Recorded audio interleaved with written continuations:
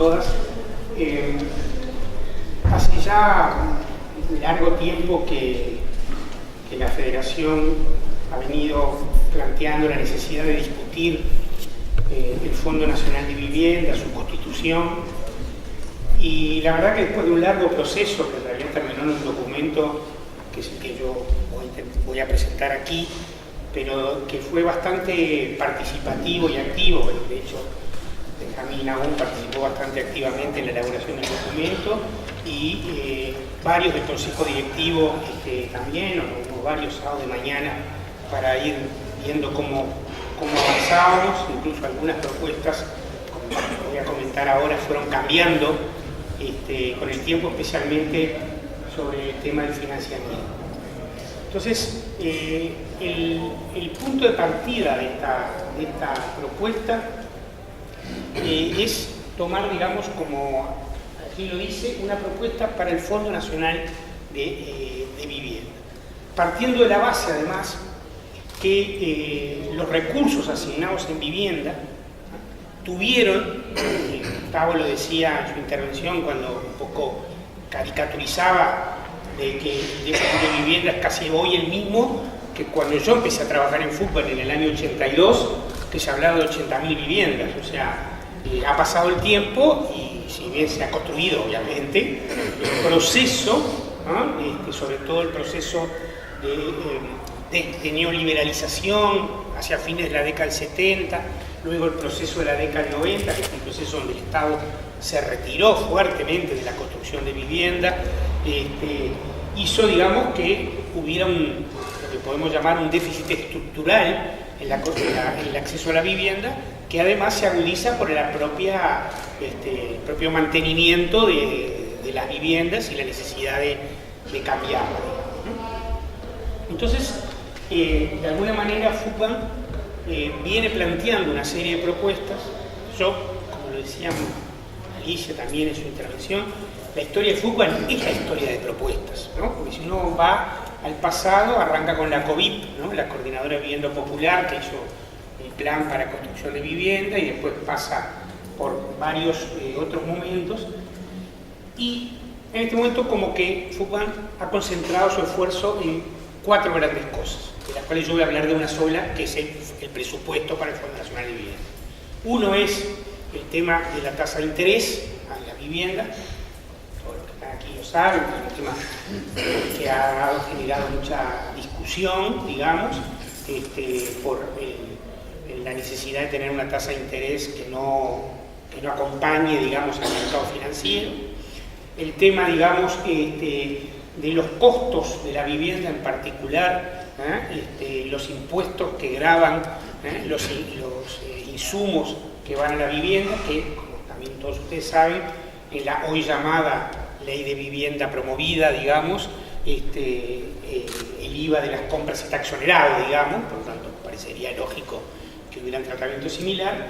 Y el tema de la cobertura del Plan Nacional de Vivienda, que obviamente no es lo mismo, no en poder de compra, que es lo mismo, ¿no? Sino en gente que toma las 60 UR de hace 25 años, cuando los salarios estaban muy alicaídos, que las 60 UR ahora, donde muchos núcleos familiares pasan porque el proceso de mejora salarial lo provocó. Entonces el tope que hoy existe, bueno, no es un tope fijo, ¿no? Depende del tamaño, bueno, eso ustedes saben más que yo. A esas 3 cosas se le agrega el tema presupuestario. Yo me voy a concentrar exclusivamente en el tema presupuestario, ¿no? Ahí está esto que acabo de decir, todas las propuestas que ha desarrollado FUCBAN.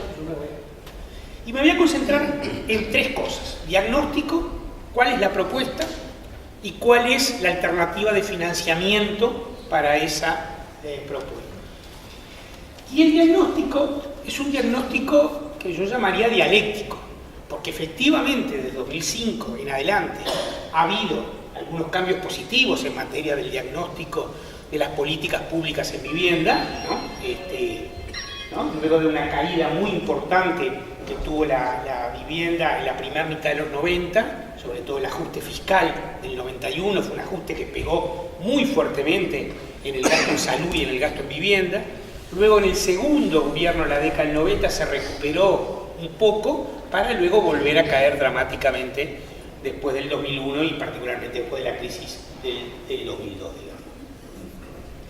Del 2005, 2006 y en adelante comienza una recuperación del gasto público en vivienda. Si ustedes miran la serie, yo, a efectos de hacer esta exposición amena, no traje, pero este documento tiene un anexo donde está el gasto del Fondo de Vivienda desde el 2000 en adelante, y con algunas dificultades porque se cambió muchas veces la contabilidad de vivienda, ¿no? O sea, las rendiciones de cuentas del Fondo de Vivienda han cambiado en general para mejorar los sistemas de la información, pero eso ha provocado que no sea fácilmente comparable todo. Pero bueno, con Benjamín hicimos un esfuerzo importante de unificar rubros y tenemos una serie 2000-2017, una serie larga del Fondo Nacional de Vivienda, que lo que muestra, digamos, es que a partir del 2005 comienza un proceso de recuperación del gasto, que tiene un pico inicial, 2006-2007, y que sobre todo tiene otro pico importante, 2010-2012, digamos, ¿no? O sea, en la primera mitad del segundo periodo de gobierno. Y luego se estanca relativamente. De la parte problemática del diagnóstico voy a hablar después. Estoy empezando a plantear las cosas, digamos, que hay que resaltar en este diagnóstico. Lo segundo es que efectivamente desde la perspectiva institucional también hubo algunos cambios importantes, ¿no? Uno es el ordenamiento de las políticas de vivienda, el caos al que había sometido la política neoliberal y en particular la gestión del banco hipotecario, todos lo conocemos, había sido muy grande. Lo segundo, lo que hablaba hoy Ciotano, digamos, ¿no? El compañero del CSU, la reglamentación 2008, digamos, ¿no? Con el subsidio a la permanencia que, por suerte en este periodo, dejó de ser una resolución ministerial como era desde aquel momento y se ha transformado en ley. Y bueno, la composición interna de los flujos de vivienda entre el movimiento cooperativo y el resto ha sido creciente en favor del movimiento cooperativo, aunque, como vamos a ver después, con la limitación global de los recursos, hace que pase lo que decía Gustavo, que finalmente haya más demanda que oferta y eso tenga que ser llevado a sorteo. Ahora, este mismo diagnóstico, sí, en lugar de tomar el periodo 2005-2017, tomamos solamente 2014-2017, es decir, los 3 años de este último periodo de gobierno, y si lo analizamos, y acá yo no lo puse en una lámina, pero sí quiero hacer una digresión. Hay mucha discusión cómo se mide el gasto en vivienda, ¿no? ¿Cómo se mide el gasto en vivienda? ¿No? Si yo quiero medir el aumento del gasto en salud o en educación, parece razonable que lo deflacte, se llama en economía, por la inflación. Porque los gastos en salud y en vivienda y en educación son básicamente vinculados a insumos médicos o gastos educativos, etc. Sin embargo, en el caso de la construcción, el IPC no parece ser un buen indicador para medir cuánto aumentó en términos reales el gasto. Y menos el dólar, digamos, ¿no? No solo porque el mercado no tiene costos fijados en dólares, sino además por la volatilidad que tiene el dólar, ¿no? En los 90, compañeros de fútbol, con Carlito, con Gustavo, con Jorge, habíamos hecho muchos trabajos sobre el pago de la vivienda en dólares. Claro, con el atraso cambiario era fácil mostrar que la vivienda se había pagado 3 o 4 veces en dólares. Entonces, nosotros con Benjamín trabajamos bastante esto y decidimos tomar 2 indicadores. Entendimos, porque es bastante obvio, que los mejores indicadores eran uno del lado del pago y otro del lado del costo. Y elegimos la UR y el costo de la construcción. Y entonces, si miramos, yo esto lo tengo más adelante, pero lo voy a traer ahora para que se vea. Si ustedes miran el periodo 2014-2017, la evolución, mientras en IPC aumentó un 9% la inversión de 2017 respecto a 2014, y el dólar es 11%, prácticamente en UR y el costo de la construcción está estancada. En UR aumentó 0,91 en 3 años y en costo de construcción 1,74. Si ustedes desglosaran esto por año, van a ver que en realidad 2016 respecto a 2014 cae, ¿no? Miren en el UR, por ejemplo, ¿no? 6.600.000 versus 6.850.000. Lo que pasa es que en 2017 hay un empuje al proceso constructivo que hace que se recupere la caída 2015-2016 y estemos prácticamente en el mismo nivel que en 2014. O sea, una inversión estancada, lo que queda claro cuando la miramos en términos de porcentaje del PBI, ¿no? De 0,38 a 0,40. O sea, estamos prácticamente en un porcentaje de gasto sobre el PBI relativamente estancado en estos últimos 3 años, ¿no? Si el porcentaje del PBI lo comparamos respecto a 2005, vamos a tener un incremento importante. Y así como veíamos un diagnóstico económico, que es este y que lo reflejo en el otro cuadro, también es cierto que en un momento donde el gasto social global incrementó mucho, Uruguay gastaba en términos de PBI un 18% de su PBI en gasto social y pasó a un 27% de gasto social, es claro que las 3 áreas vitales del gasto social, salud, educación y vivienda, tuvieron ritmos diferenciados. Y en opinión de lo que hemos conversado en la Federación, y opinión personal mía, claramente vivienda, tanto en la universalidad como en la igualdad de acceso, como lo que estamos tratando ahora, que es el nivel presupuestal, fue de las 3 la que quedó más rezagada.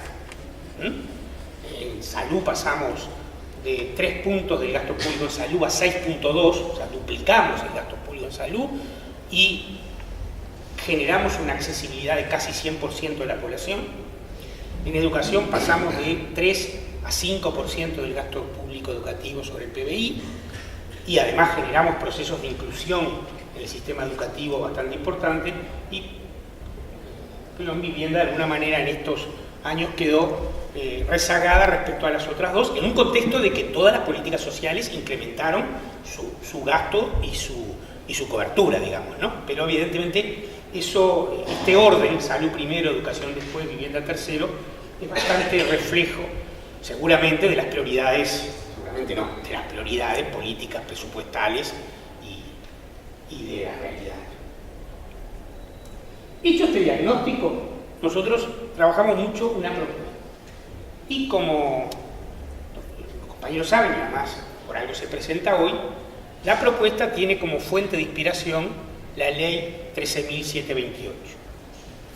Así como los subsidios a la permanencia tuvieron la inspiración en la 14.105, porque la 13.728 sobre los subsidios a la vivienda decía solamente que había una franja, ¿no? La del 25%, si no recuerdo mal, no, del 20%, la ley era la 14.105 lo que hizo fue dividir eso, bueno, no hizo nada porque nunca se reglamentó, digamos, ¿no? Se aprobó 4 o 5 días antes del golpe de Estado, la dictadura no la reglamentó y el primer ministro de Vivienda post-democracia y el presidente del banco, contador Pinay, tampoco.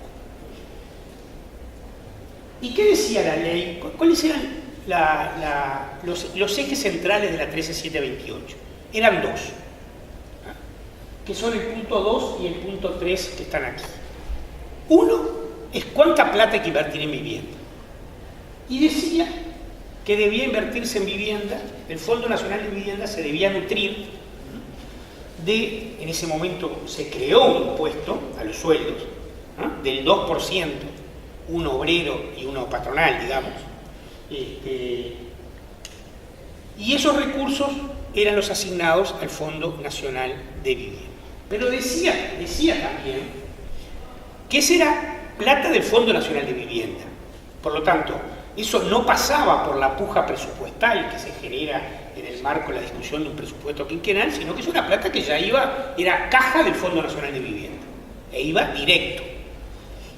Está claro que nosotros no proponemos, no tendría sentido proponer ahora de vuelta un impuesto a los sueldos al 2%, porque ya existe un impuesto sobre las nóminas salariales, que es el IRPF, que grava las nóminas salariales y otros ingresos, no solo las nóminas salariales, y las grava en niveles progresivos, progresionales, muy justamente distribuidos, y cuya recaudación además es notablemente superior.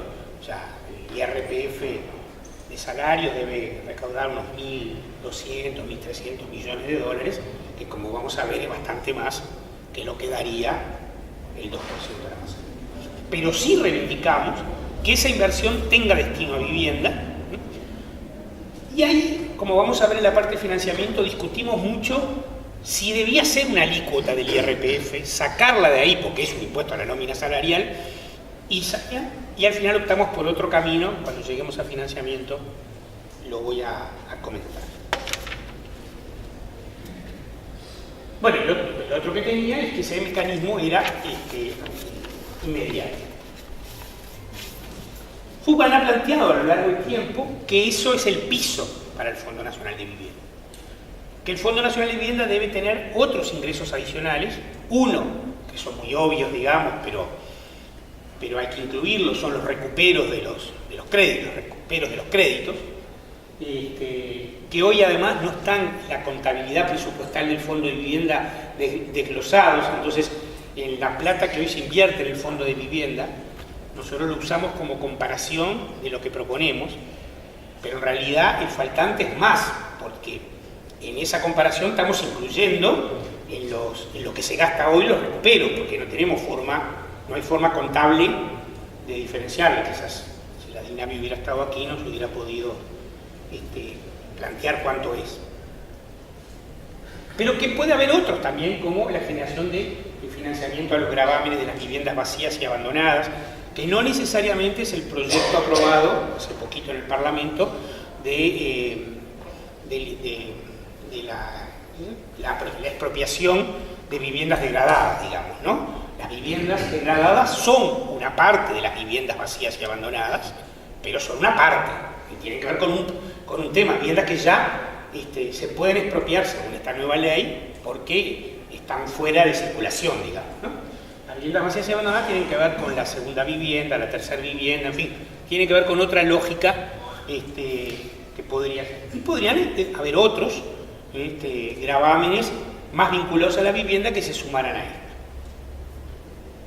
Y por eso, esto nos lleva al último punto, nosotros no proponemos una redistribución presupuestal de suma cero, o sea, que haya más plata para vivienda y que eso se saque reduciendo los recursos de otras, porque, no han escuchado es decir, muchas veces el margen presupuestal para redistribuir recursos del Uruguay tiende a cero, ¿no? O sea, salvo que le saquemos a salud, a educación, a seguridad social, no hay.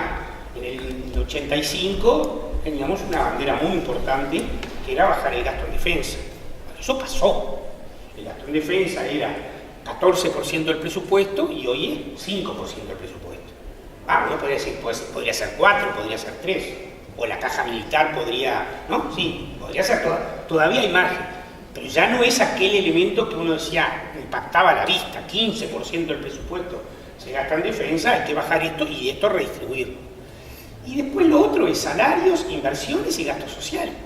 No hay mucho margen para redistribuir. No es verdad eso de que el gasto es ineficiente y se malgasta. Todos los que estamos acá debemos conocer decenas de ejemplos de malgasto. No me estoy refiriendo a que no los haya. Lo que digo es que en volumen, que muevan la aguja presupuestal, la redistribución presupuestal es absolutamente casi inviable. De hecho, todos los compañeros que estamos acá hemos vivido las rendiciones de cuentas de los últimos años y se han redistribuido migajas, ¿no? 400 millones de pesos un año, 600 millones de pesos otro año, porque no hay margen de redistribución. Por lo tanto, hay que pensar en recursos nuevos y adicionales, y eso es lo que nosotros hemos pensado con esta propuesta.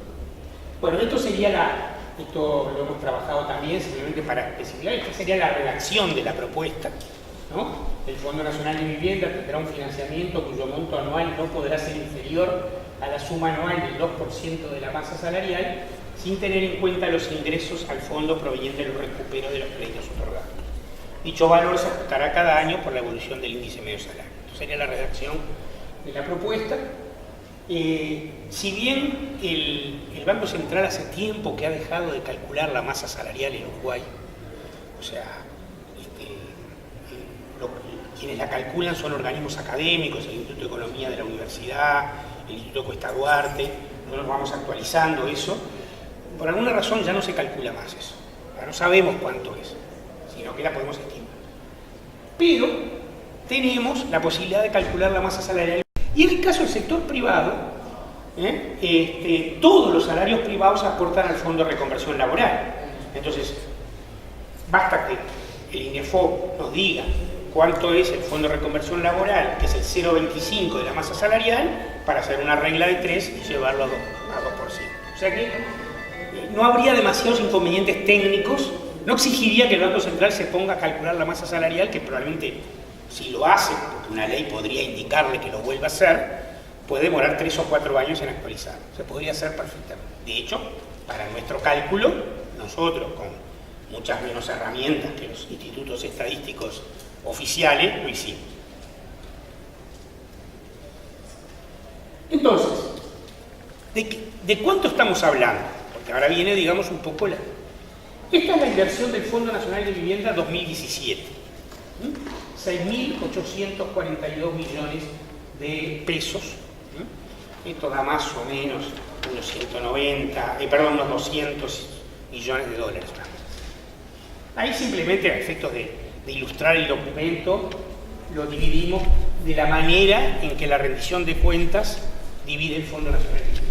Acá está toda la inversión en vivienda, sí, está toda, menos la que se hace por endeudamiento externo. Es decir, lo que ahí dice PIAI, que está mal, porque ya no es más PIAI, ahora es Programa de Mejoramiento de Barrios, deberíamos cambiarlo, que se hace por deuda externa, no está allí, porque no es Fondo Nacional de Vivienda, digamos, es financiamiento externo. Después el resto está todo.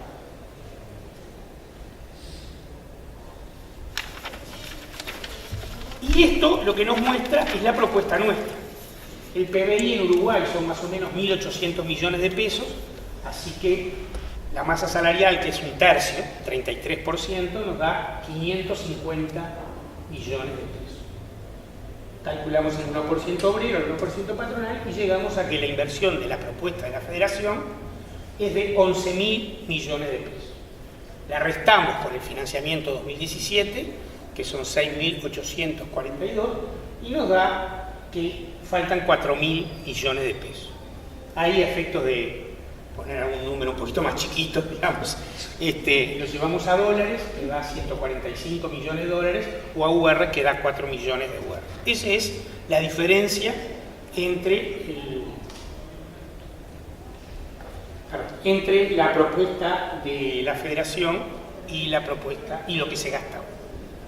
Probablemente esta diferencia se achique un poco porque el presupuesto de vivienda del quinquenio empezó bajo, 2017 creció y por los obligados que muestran los presupuestos 2018 y 2019 se va a acelerar un poquito al final. Así que es probable que quizás la diferencia anualizada quede en 130, 135, no va a variar, no va a mover la aguja sustantivamente, pero la cifra final, cuando hagamos el quinquenio, porque en última instancia está claro que esta es una propuesta para el próximo quinquenio, ¿no? Ya no hay más rendiciones de cuentas, o sea, ya no hay ningún momento más en que el presupuesto pueda aumentar. Esta es una propuesta con perspectiva estratégica para el quinquenio siguiente. Probablemente el siguiente quinquenio la diferencia sea un poquito menos que esa, dependiendo cómo termine el ejecutado de los 2 años que nos quedan, que en realidad es un año y poco, pero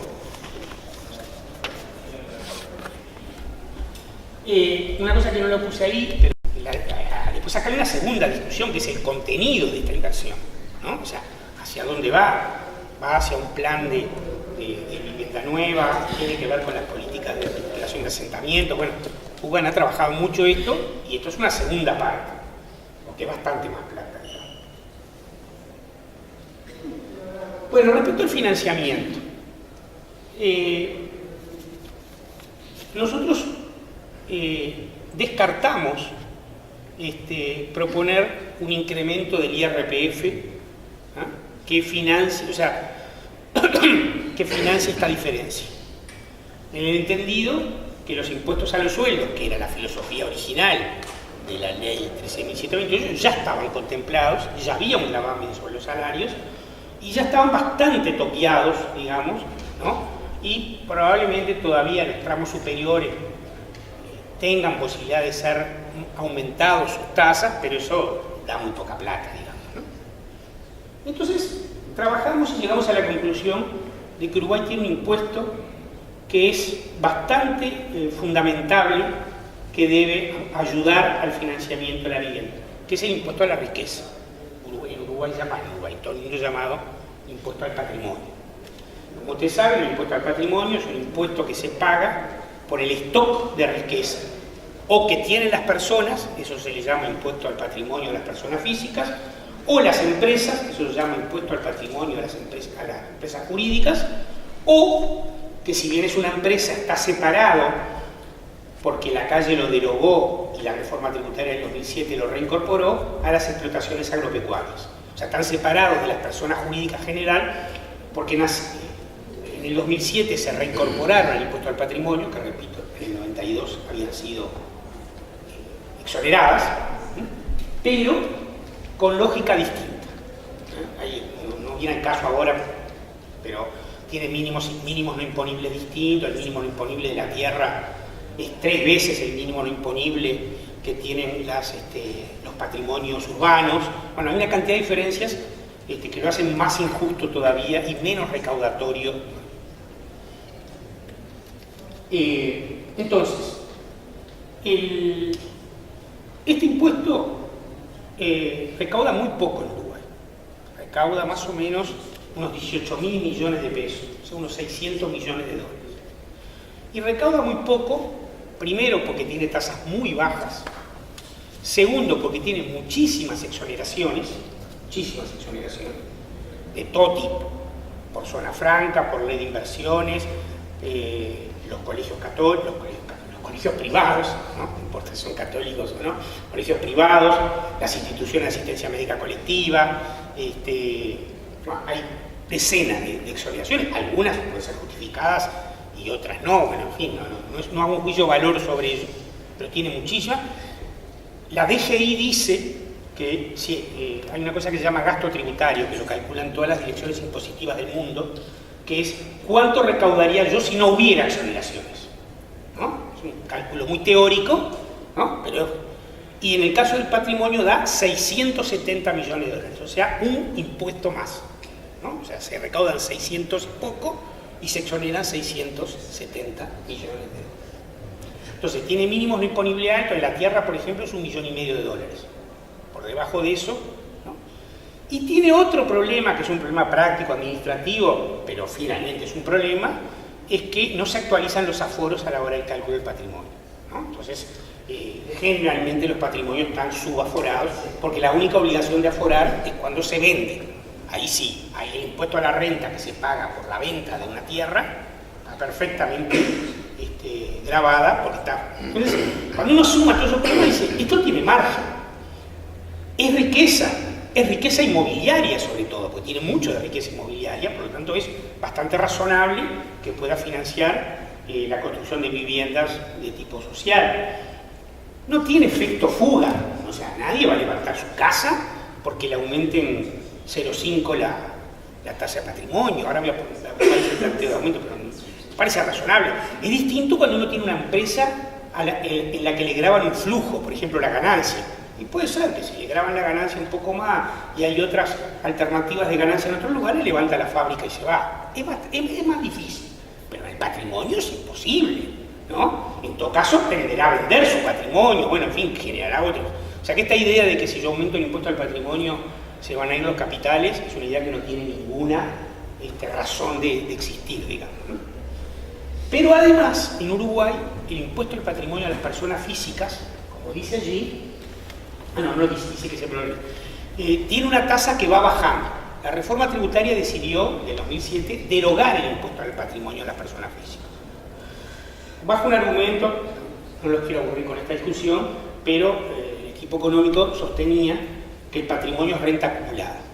Y como ya se grabó cuando se gestó la renta, no se la puede volver a grabar cuando esa renta se transforma en patrimonio. Un argumento poco creíble también, ¿no? Poco riguroso. Pero lo cierto es que eso va a ser así. En el 2020, el impuesto al patrimonio de las personas físicas va a ser de 0,1. O sea, se va a quedar solamente como testimonial para controlar que la gente que tiene patrimonio pague renta, digamos, ¿no? Porque si no. Entonces nosotros proponemos, primero eliminar la baja, que ya ha bajado 2 años, ¿no? Porque esto está bajando desde 2015, creo, por ahí. Y las tasas originales para personas físicas eran 0,6 y 0,9, aumentarlas a lo que dice ahí, y la tasa de empresas es 1,5, aumentarla a 1,8,5. Esto es más o menos un 25% de aumento del impuesto al patrimonio. El impuesto al patrimonio recauda 600 millones de dólares, un 25%, análisis lineal, ¿no? Sabes que un aumento de un impuesto puede haber mecanismos de evasión que hagan que no sea tan matemático, pero más o menos se van a recaudar unos 150 millones de dólares que coinciden con el déficit, o la diferencia, mejor, ¿no?, entre la propuesta de la Federación y lo que se gasta hoy. Bueno, ahí esto es simplemente un cuadro resumen, ¿no? Ahí está lo que yo dije del fondo sobre el PBI, 0,40 hoy, 0,65 en la propuesta, y ahí está en pesos, en dólares, en URs, lo que hoy gasta el Fondo Nacional de Vivienda y lo que propone esta propuesta de la Federación. Está claro que, lo dice aquí, ¿no?, que esta propuesta de esta sobretasa de impuesto al patrimonio es una sobretasa con destino específico, o sea, es una sobretasa cuyo destino es el Fondo Nacional de Vivienda. Y bueno, habrá que luego después decir que si esa sobretasa no es suficiente para compensar el 2%, el Rentas Generales deberá poner el resto. Bueno, eso es técnica tributaria, eso no. En fin, este es un poco el diagnóstico, la propuesta y la manera en que nos hemos planteado financiar la propuesta, y un poco allí el cuadro resumen. Bien, esto es lo que tenía para...